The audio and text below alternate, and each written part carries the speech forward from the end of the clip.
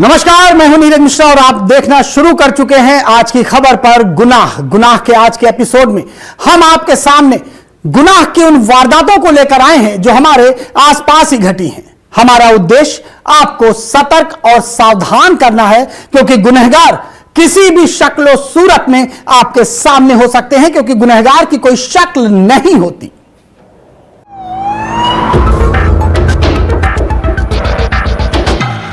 गुनाह की यह वारदात छत्तीसगढ़ के रायपुर पंडरी मोवा इलाके की है, जहां पर पारिवारिक विवाद ने खूनी रूप ले लिया। यहां एक जीजा ने अपनी 2 सालियों पर लाइसेंसी पिस्टल से गोली चलाकर उनकी हत्या कर दी।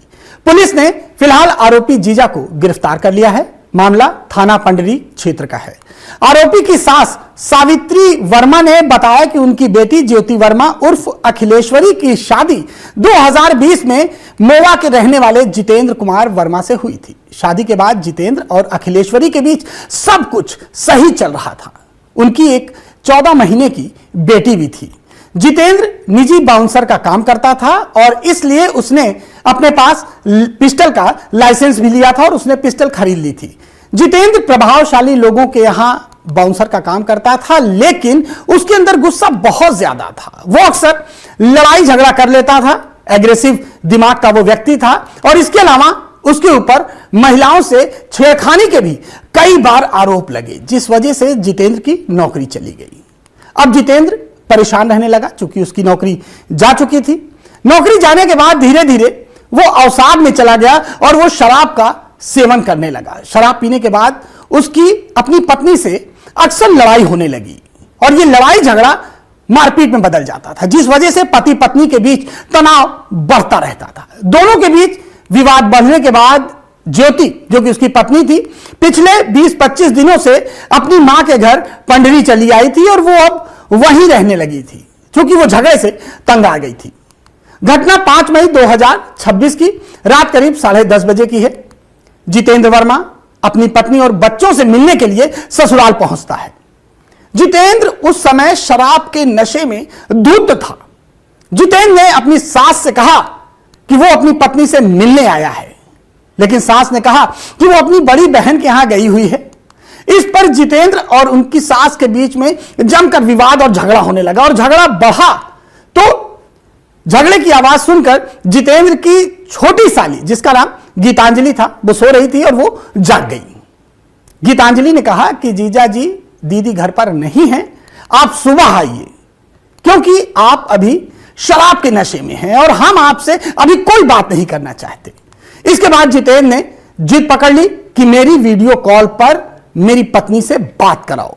तो गीतांजलि ने कहा कि आपके पास भी तो मोबाइल है, आप अपने मोबाइल से वीडियो कॉल लगा लीजिए। इस पर जितेंद्र को गुस्सा आ गया, क्योंकि वो एग्रेसिव दिमाग का व्यक्ति था। जितेंद्र ने अपनी कमर में लगी पिस्टल निकाली और उसने गीतांजलि पर एक के बाद एक कई फायर कर दिए। गोली लगने से गीतांजलि की मौके पर ही मौत हो गई। गोली की आवाज सुनकर गीतांजलि की बड़ी बहन दुर्गेश्वरी, जो कि ऊपर के कमरे में सो रही थी, वो नीचे आई। उसने देखा कि उसकी बहन जमीन पर पड़ी है, चारों तरफ खून बिखरा हुआ है, लेकिन आज तो जितेंद्र की आंखों में खून सवार था। उसने दुर्गेश्वरी को देखते ही उस पर भी कई राउंड गोली चला दी, जिसके बाद दुर्गेश्वरी भी लहूलुहान होकर जमीन पर गिर गई और उसने वहीं दम तोड़ दिया। यानी दुर्गेश्वरी और उसकी छोटी बहन की मौके पर ही मौत हो गई। इसके बाद जितेंद्र वहां से निकलता है और एक मेडिकल शॉप, जो कि घर के बगल ही थी, वहां जाता है। वहां पर भी उसने फायरिंग की। गोली की आवाज सुनकर मोहल्ले के तमाम लोग इकट्ठा हो गए, क्योंकि कई फायरिंग हो चुकी थी और उन्होंने जितेंद्र को पकड़ने की कोशिश की, लेकिन जितेंद्र मौके से भाग जाता है। घटना की सूचना जैसे ही पुलिस को मिलती है, तमाम थाने की फोर्स मौके पर पहुंच जाती है। फॉरेंसिक एक्सपर्ट आ जाते हैं। उन्होंने दोनों बहनों के शव को पोस्टमार्टम के लिए भेजा और इसके बाद जितेंद्र वर्मा की तलाश पुलिस ने शुरू कर दी और जल्द ही जितेंद्र वर्मा को पकड़ लिया गया। जितेंद्र अपना गुनाह कबूल कर लिया। जितेंद्र ने बताया कि वो अपनी पत्नी से मिलने ससुराल गया था, लेकिन वहां पर उसका विवाद उसकी सालियों से हो गया। उसने दोनों सालियों की हत्या कर दी। जितेंद्र की सास सावित्री देवी ने पूरे मामले पर कहा कि जितेंद्र काफी गुस्से वाला व्यक्ति है और उसने घर में आकर उनकी दोनों बेटियों की हत्या कर दी और सावित्री ने फिर अपने दामाद यानी कि जितेंद्र वर्मा के खिलाफ एफआईआर दर्ज करा दी। वहीं जितेंद्र की पत्नी अखिलेश्वरी ने कहा कि जितेंद्र की हरकतें शादी के बाद से ही ठीक नहीं थी। वो अक्सर शराब के नशे में रहता था। वो उसकी बहनों के साथ अक्सर छेड़खानी भी करता था। सिर्फ बहनों के साथ ही नहीं बल्कि मोहल्ले की कई लड़कियों ने उससे जितेंद्र की शिकायत की कि जितेंद्र अक्सर छेड़खानी करता है, गलत इशारे करता है, और इसके बाद ही वो अपनी ससुराल आ गए। यहां पर भी जितेंद्र अक्सर आ जाता था और अपनी सालियों के साथ बदतमीजी करता था। उसकी पत्नी ने यह भी बताया कि जितेंद्र 24 घंटे नशे में रहता था जब से उसकी नौकरी चली गई। फिलहाल जितेंद्र के इस गुस्से के कारण 2 लड़कियों की मौत हो गई। जितेंद्र को जेल जाना पड़ा। अगर जितेंद्र ने अपने गुस्से पर काबू किया होता तो शायद वह 2 हत्याओं के आरोप में जेल न गया होता। इसी गुस्से के कारण उसकी नौकरी भी गई। वो शराब का आदी हो गया। अपने गुस्से पर काबू न रख पाने के कारण उसने इतना बड़ा कांड कर दिया।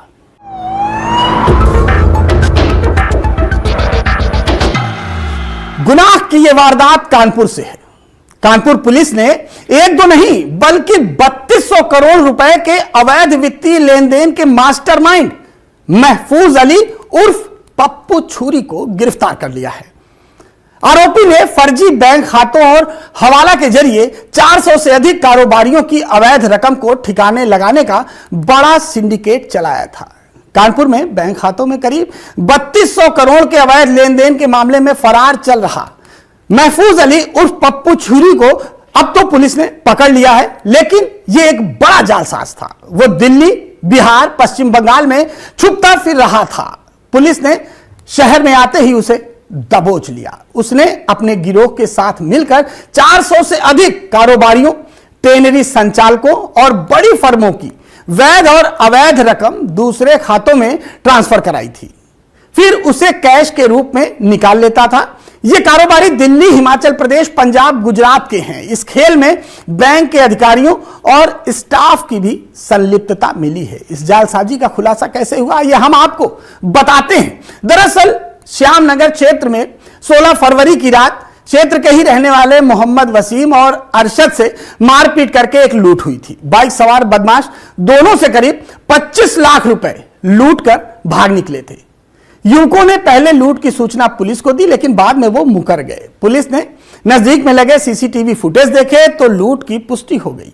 8 दिन बाद लूट की रिपोर्ट दर्ज कराई गई। पुलिस की जांच में सामने आया कि मोहम्मद वासिद और अरशद ने जाजमऊ के महफूज अली उर्फ पप्पू छुरी के बैंक खाते से 3.20 करोड़ रुपए निकाले थे और उसी में से 25 लाख रुपए लेकर वो महफूज को देने जा रहे थे। रास्ते में उनके साथ लूट हो गई। पुलिस ने वारदात में शामिल बेकनगंज के मोहम्मद यासीन और मोहम्मद मुजाहिद को, मूलगंज के अब्दुल रहमान, चमनगंज के लारेब सिद्दीकी और बेकनगंज के सुभान खान और मोहम्मद जिशान को गिरफ्तार कर इस पूरी लूट का खुलासा कर दिया। वहीं महफूज अली और उसके रिश्तेदारों के बैंक खातों में 68 खाते मिले। बैंकों में 12 बैंकों में 68 खाते मिले, जिसमें लगभग 2.5 साल से 1600 करोड़ का ट्रांजैक्शन मिला। इसके बाद इन गुर्गों की भी गिरफ्तारी हो गई। महफूज अली चूंकि फरार हो गया था, पुलिस उसकी तलाश कर रही थी। उस पर 25,000 रुपए का इनाम भी घोषित था। वो मोबाइल का इस्तेमाल भी नहीं कर रहा था, केवल व्हाट्सएप कॉलिंग कर रहा था। यानी कि वो इतना चालाक था कि वो पुलिस को भी लगातार चकमा दे रहा था। पुलिस ने तकनीक और सर्विलांस का सहारा लिया और उसको अब फिलहाल पकड़ लिया। आयकर विभाग की जांच में उसके रिश्तेदारों के खाते में 3200 करोड़ रुपए की लेन देन की जानकारी सामने आई है। यह रकम टेनरी और स्लॉटर हाउस संचालकों, स्क्रैप कारोबारियों की है। यह लेन देन लगभग 400 व्यापारियों और फर्मों के खातों से दूसरे बैंक अकाउंट में ट्रांसफर हुई थी।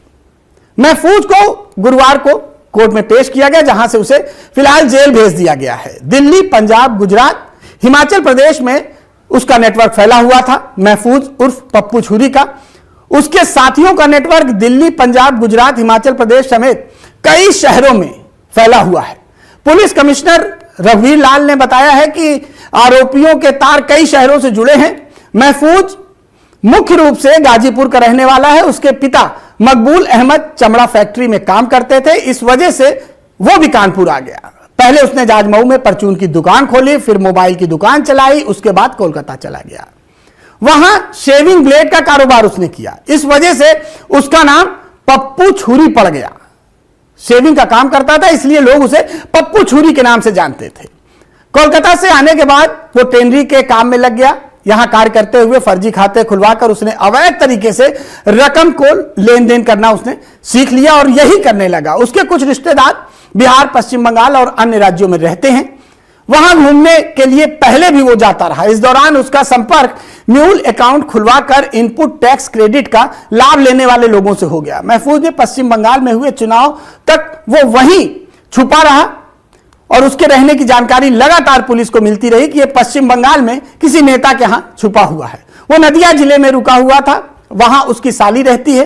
पुलिस महफूज का नादिया जिले में नेटवर्क खंगाल रही है। उसके रिश्तेदारों के बारे में भी पता लगाया जा रहा है। आखिर इतने दिनों तक वो वहां पर क्या कर रहा था, इसकी जानकारी पुलिस जुटा रही है। पुलिस ने यह भी बताया है कि आरोपियों का संपर्क हवाला कारोबारियों से भी था। इतने अधिक रुपयों का लेन देन इसी कारोबार के लिए होता है। 2 नंबर की जो रकम होती है उसे 1 नंबर में परिवर्तित किया जाता है। पंजाब, दिल्ली, हिमाचल प्रदेश की पुलिस जल्द ही उनसे कानपुर पुलिस संपर्क करने वाली है। महफूज अली ने लोन और सरकारी योजनाएं दिलाने के नाम पर भी आधार कार्ड, पैन कार्ड और अन्य दस्तावेज लोगों से ले लिए। उनके बैंक खाते खुलवाए, फर्जी सिम खरीदकर ऑनलाइन बैंकिंग की सुविधा कराई। कुछ बैंक खाता धारकों को कमीशन भी दिया जाता था। 4 एफआईआर उसके खिलाफ जाजमऊ और 2 चकेरी थाने में दर्ज है। फिलहाल अब वो पुलिस की हिरासत में है। उससे पूछताछ में और भी बड़ी खुलासे होने की उम्मीद है।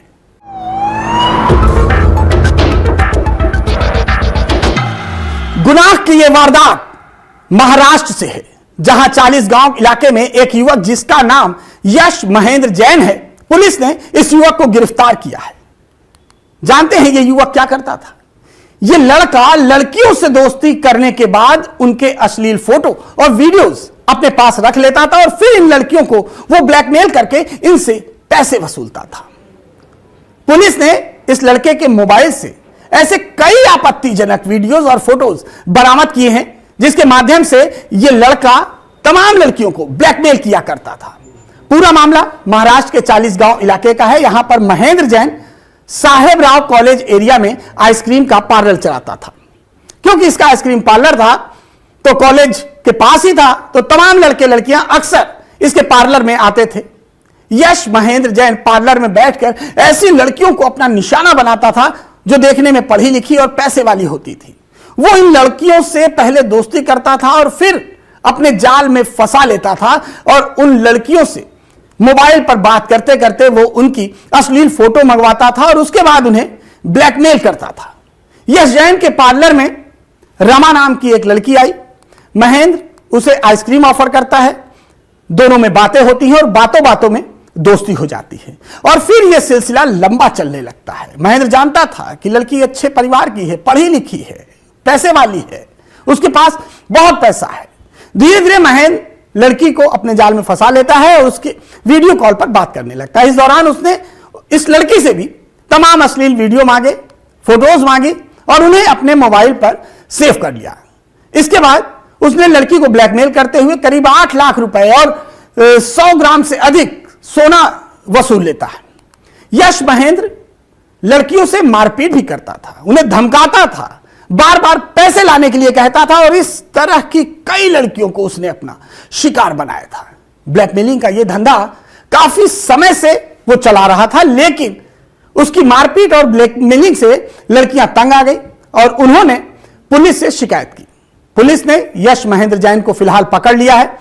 उससे पूछताछ शुरू की तो वो पहले इनकार करता रहा, लेकिन बाद में जब पुलिस ने अपने तरीके से पूछताछ शुरू की तो महेंद्र जैन तोते की तरह बोलने लगा और उसने बताया कि उसका मुख्य काम ही यही है कि वो पढ़ी लिखी और अच्छे घर की लड़कियों को अपने जाल में फंसाता है और फिर उन्हें ब्लैकमेल कर उनसे पैसा वसूलता है। अब तक उसने कई लड़कियों के साथ ब्लैकमेलिंग कर पैसा कमाया है। पुलिस ने उसका मोबाइल जब्त कर लिया। उसके मोबाइल की उसने जांच की तो मोबाइल से कई लड़कियों के अश्लील वीडियो और फोटो बरामद हुए। फिलहाल पुलिस ने यश महेंद्र जैन को जेल भेज दिया है। इस तरह से जिस तरह के जो लड़के हैं, अगर लड़कियों से दोस्ती करते हैं तो ऐसी लड़कियों को कभी भी दोस्ती के बाद अपनी निजी फोटो कभी नहीं भेजनी चाहिए, नहीं तो यश महेंद्र जैन की तरह वो भी ब्लैकमेलिंग का शिकार हो सकती हैं। इस तरह के लड़के आपको बातों में फंसाएंगे और उसके बाद आपकी फोटोज मांगेंगे और फिर शुरू हो जाएगा इसी तरह ब्लैकमेलिंग का धंधा। तो सतर्क रहिए और सावधान रहिए। अपनी निजी फोटो, निजी जानकारी, निजी वीडियोस कभी किसी को शेयर ना करें, चाहे वो कितना भी अच्छा आपका दोस्त क्यों ना हो।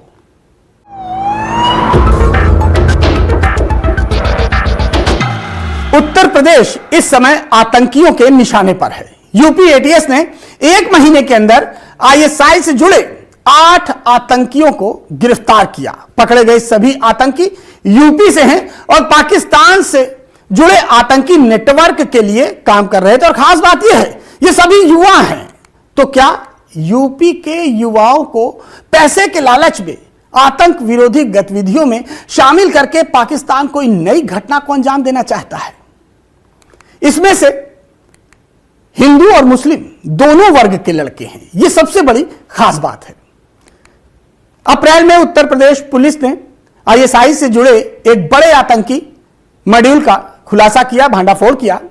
लखनऊ से 4 संदिग्ध आतंकवादी गिरफ्तार किए गए जो कथित तौर पर रेलवे स्टेशन सहित कई महत्वपूर्ण स्थानों पर विस्फोट करने की योजना बना रहे थे। इन आतंकियों ने रेलवे सिग्नल बॉक्स, भीड़ भाड़ वाले जो स्थान होते हैं वहां, गैस सिलेंडरों से लदे वाहनों और प्रतिष्ठित संगठनों के परिसर में विस्फोट करके दहशत फैलाने की योजना बनाए थे। उनका पहला निशाना लखनऊ का ही रेलवे स्टेशन था। इन चारों की गिरफ्तारी के बाद पश्चिम उत्तर प्रदेश से 2 और लड़के गिरफ्तार हुए। इनका भी कनेक्शन पाकिस्तान से पाया गया। यह भी उत्तर प्रदेश के संदिग्ध स्थानों की फोटो, वीडियो पाकिस्तान में बैठे अपने हैंडलर्स को लगातार भेज रहे थे। यह गिरोह टेलीग्राम, इंस्टाग्राम और अन्य सोशल मीडिया प्लेटफॉर्म के माध्यम से अपने पाकिस्तानी हैंडलरों के संपर्क में जुड़ा हुआ था। 3 हफ्ते और बीतते हैं। इसके बाद एटीएस ने पाकिस्तान से जुड़े संदिग्ध आतंकी मॉड्यूल का पर्दाफाश किया और इस बार दानियाल अशरफ, जो कि बाराबंकी का रहने वाला, और कृष्णा मिश्रा को गिरफ्तार किया। यह भी पूर्वांचल का रहने वाला। ये दोनों भी सोशल मीडिया के जरिए हैंडलर्स के संपर्क में थे और संवेदनशील स्थानों की वीडियो और फोटो पाकिस्तान को भेज रहे थे। जांच में हमले की साजिश और पैसे के लालच के सबूत मिले। आरोपियों के पास से हथियार भी मिले।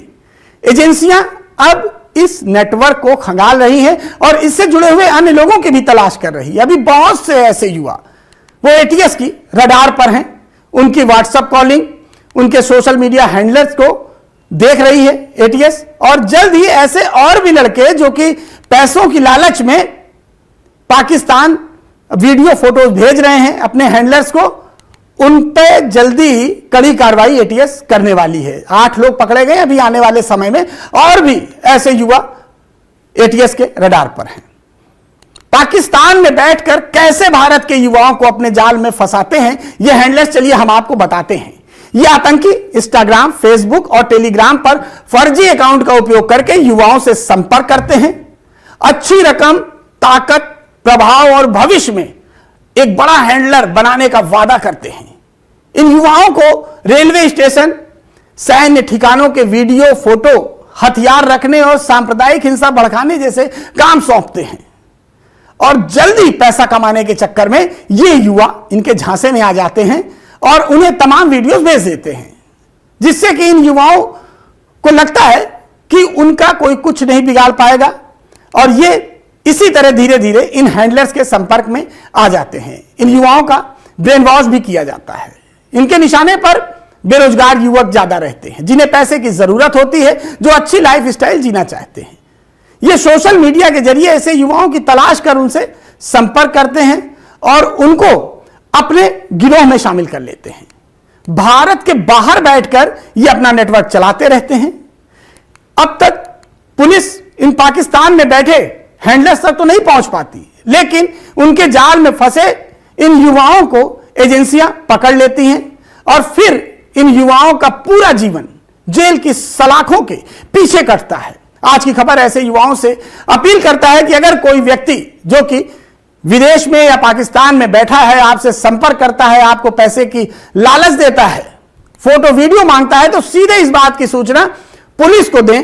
चंद पैसों की लालच में अपने देश से गद्दारी ना करें। इनके निशाने पर सिर्फ मुस्लिम बच्चे ही नहीं बल्कि हिंदू बच्चे भी आ रहे हैं, क्योंकि आतंकवाद का सिर्फ एक ही धर्म होता है, आतंक फैलाना।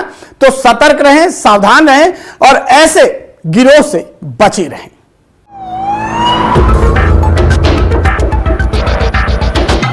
गुनाह के आज के एपिसोड में यहीं तक। आज के एपिसोड में हमने आपको जो वारदातें बताई, हमारा उद्देश्य आपको सतर्क और सावधान करना है, क्योंकि गुनहगार की कोई शक्ल नहीं होती। किसी भी शक्ल और सूरत में ये गुनहगार आपके आसपास हो सकते हैं। फिलहाल मुझे दीजिए इजाजत और देखते रहिए आज की खबर।